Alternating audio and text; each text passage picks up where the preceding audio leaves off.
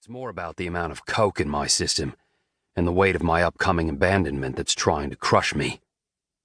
My hands shake while I sew my top rocker onto my cut. The needle and thread feel alien in my hands. My fingers too big and inept to manage the simple task. My body vibrates from the buzz of the coke. My eyes can't focus on one spot long enough to push the sharp tip through the thick leather. "Fuck this," I mutter, tossing my cut onto the pool table next to the sewing kit my little sister Alana had handed me. I jam my sweaty hands in my hair and allow my tired eyes to flutter shut. Tonight should be the best night of my life, not the shit show it's quickly divulging into. Patching into the Black Shamrocks MC has been my plan since I was old enough to understand that my dad didn't go to a normal 9-to-5 job like other kids' dads, and I can honestly say that I've never wanted anything else. There is no comparison. The freedom to ride when I wanted. The leeway to indulge my baser, more violent instincts. The alcohol. The easy women. The steadfast brotherhood. This lifestyle had always seemed like the answer to all my prayers. Yet, one 2-minute encounter between my sister and my best friend had changed everything. I'd seen the connection with my own eyes. Vic was transfixed by my sister, and she was clearly smitten. The laughter she had brought forth from him when they'd spoken had been the only authentic sound I'd heard him make all night. He hadn't felt comfortable from the second he'd arrived and discovered that his mother hadn't bothered to turn up to celebrate with him, and his father was drunk as a skunk, like usual. I'd been too far gone to offer him more than my solid but silent presence at his side as a consolation, and Bonnie was too self-absorbed to see that he was struggling. His best friend and his kinder girlfriend. We'd both let him down and opened the door for him and Alana to look at each other through a different lens. Cole smacks into my side, and I reopen my eyes. I wish I'd kept him shut, because then I wouldn't have seen what came next.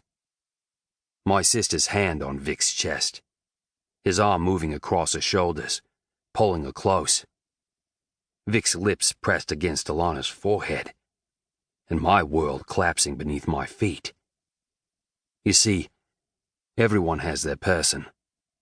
It might be their best friend, a parent, a sibling, the girl you meet who becomes your soulmate. Everyone has a person who is just theirs. Their support, their other half, their ally, their perfect match. I was lucky enough to have two, Vic and Alana, and I had just watched a new connection between them.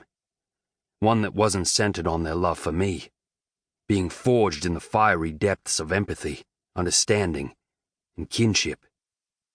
It was now a simple matter of time before I found myself on the outside looking in.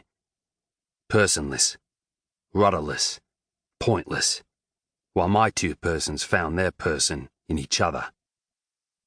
The truth was clear to anyone with eyes. Too late.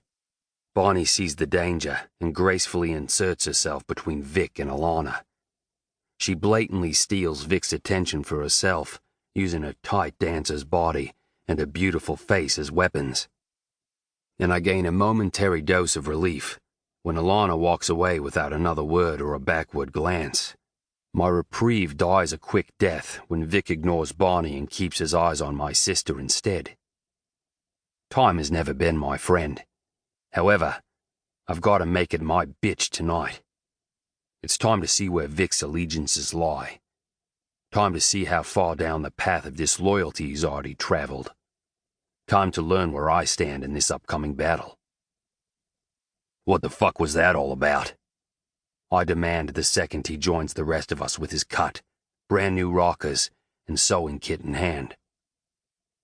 Cole and Patty have already sewn their new rockers on, but they stay put when they hear the hostility in my question.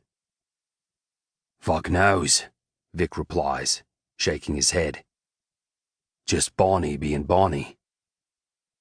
He's either truly clueless about what just happened, or his ability to deceive is better than I ever imagined.